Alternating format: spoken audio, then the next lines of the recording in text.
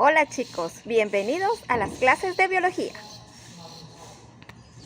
Cuando hablamos del inicio y proliferación de la vida, debemos recordar que las primeras cianobacterias o algas azules aparecieron hace 2.500 millones de años e iniciaron la formación de la fotosíntesis con el incremento progresivo de los niveles de oxígeno hasta los niveles que conocemos actualmente. Una de las teorías que realizaron, que proponen el origen de la vida es la teoría endosimbiótica propuesta por Margulis, que explica cómo algunas organelas, tales como cloroplastos y mitocondrias, se originaron a partir de la relación endosimbiótica entre diversas bacterias y otras células procariotas, dando lugar a células más evolucionadas como son las eucariotas animales y vegetales. Tenemos que todas las células, todos los seres vivos tienen una serie de funciones y una de ellas es el metabolismo. El metabolismo lo realizan en esas organelas energéticas, cloroplastos y mitocondrias. Cuando hablamos de metabolismo, se trata de una serie de reacciones químicas para ganar o utilizar energía. Dentro de ellas tenemos los procesos anabólicos, que se refieren a biosíntesis, desde moléculas sencillas a formar moléculas complejas, donde la energía es guardada, son reacciones endergónicas, y cuando hablamos de catabolismo, los compuestos químicos se descomponen, se degradan. Son reacciones exergónicas y ejemplo de ellos tenemos la respiración celular y la fermentación. Las organelas energéticas entonces son los cloroplastos y las mitocondrias. Los cloroplastos, recordemos que está formada por una serie de tilacoides apilados en granas y que afuera de ellos está el estroma, que es el sitio donde ocurre la fase oscura de la fotosíntesis. La fotosíntesis se da justamente en los tilacoides. En los tilacoides, en la membrana tilacoidal, está la clorofila, donde se da una serie de reacciones estimuladas por la luz, que se dice que es un centro de reacción, un centro antena. Y la clorofila está formada por una serie de proteínas que la conforman, que son los pigmentos fotosintéticos contenidos en la membrana tilacoidal, que absorben la luz a diferentes longitudes de onda, como lo es la clorofila y los carotenoides. La clorofila A es la encargada de iniciar las reacciones fotodependientes y la clorofila B es un pigmento accesorio que actúa en menor medida en la fotosíntesis, y los carotenoides también son accesorios, como el amarillo y naranja, actúan en coordinación con la clorofila y le transfieren su energía. Recordemos pues que la fotosíntesis es un proceso anabólico en donde a partir de CO2 y agua, las plantas, algas y algunas bacterias transforman la energía lumínica en energía química, que es la formación de carbohidratos, glucosa y oxígeno. La fotosíntesis se da en una serie de pasos. Uno de ellos es la fotoexcitación de la clorofila. Las reacciones dependientes de la luz se inicia cuando la clorofila y los otros pigmentos accesorios son excitados por los fotones de la luz que activan al fotosistema 1 y fotosistema 2, P700 y P680, porque son las longitudes de onda que los excitan y van a transferir electrones a través de toda la membrana tilacoidal para finalmente dar lugar a la fotosíntesis. Esos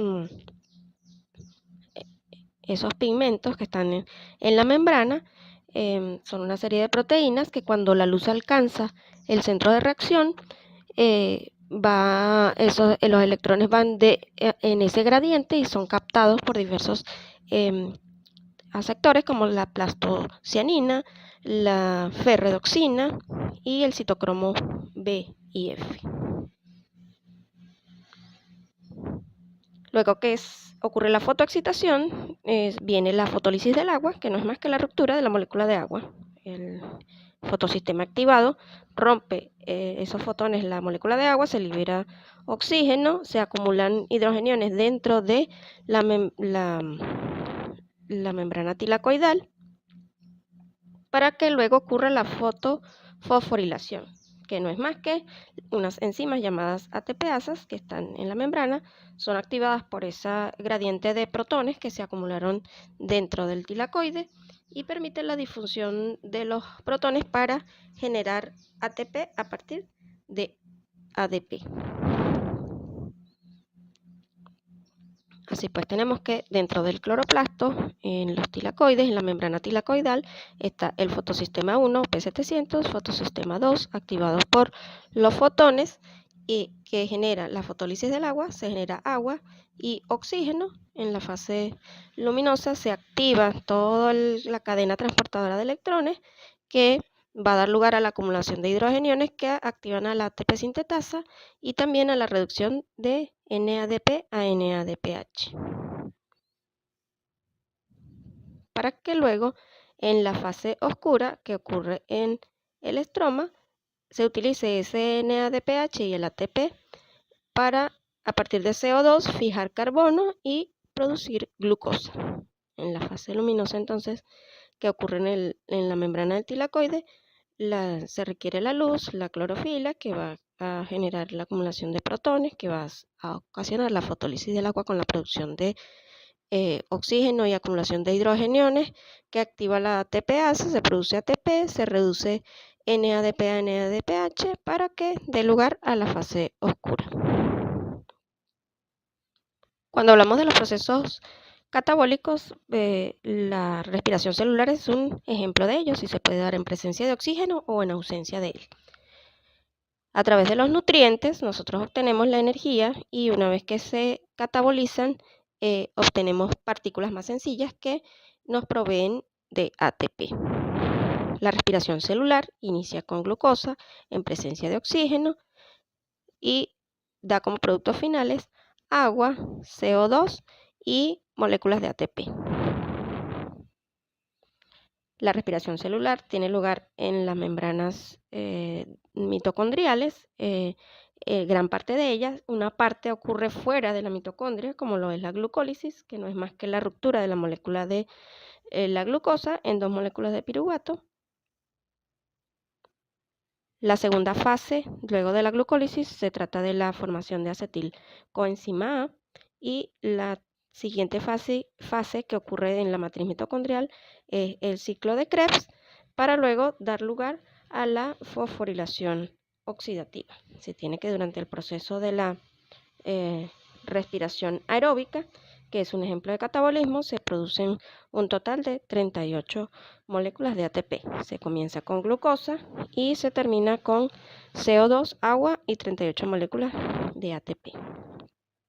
Así pues, en el citoplasma la glucosa se cataboliza a piruvato, una molécula de 3 carbonos, entra a lo que es la matriz mitocondrial para dar lugar a la formación de acetilcoenzima A. Cada molécula de piruvato ingresa a esa matriz mitocondrial y se desdobla en dos grupos acetilos y entra al ciclo de Krebs, que en ese ciclo de Krebs se genera el CO2 que se produce durante la respiración celular y para dar lugar luego al inicio de la cadena transportadora de electrones, que es muy eficiente en la producción de ATP. Esa cadena transportadora de electrones tiene lugar en la membrana, en la membrana interna de la mitocondria. Y es un proceso que inicia con NADH y FADH2 que interactúan con una serie de proteínas que están en la membrana de las crestas mitocondriales, que son el citocromo A1, A3, B y C, la coenzima Q y flavoproteínas.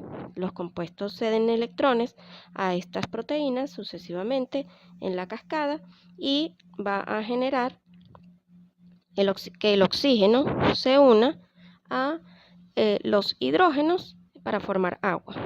Por cada molécula de NADH que ingresa a esa cadena de transportadora de electrones, se va a generar 3 moléculas de ATP y por cada molécula de FADH2 se obtienen 2 moléculas de ATP, para un total de 34 a 38 moléculas de ATP según el individuo. Tenemos que hay una respiración que realizan algunos individuos que no requiere oxígeno, como es la fermentación. Ocurre, por ejemplo, en hongos, también como en el caso de la foto, que tenemos el Saccharomyces cerevisiae, y también ocurre en bacterias y en animales.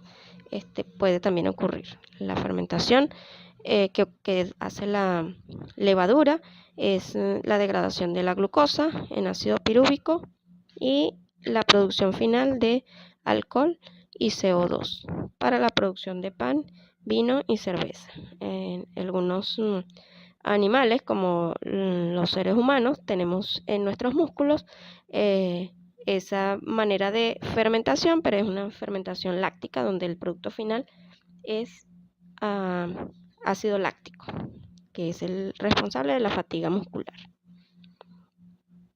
En la industria alimenticia es muy utilizada la fermentación. Según el producto que se desea, se utiliza el ser vivo o el individuo adecuado para producir pan, vino y cerveza. Las levaduras para la producción de yogur o algunas bacterias, igual para la producción de quesos. Te invito a realizar las actividades del instructivo y a prepararte para el examen. Eso es todo por hoy. Te invito a realizar las actividades y asistir a la clase Zoom.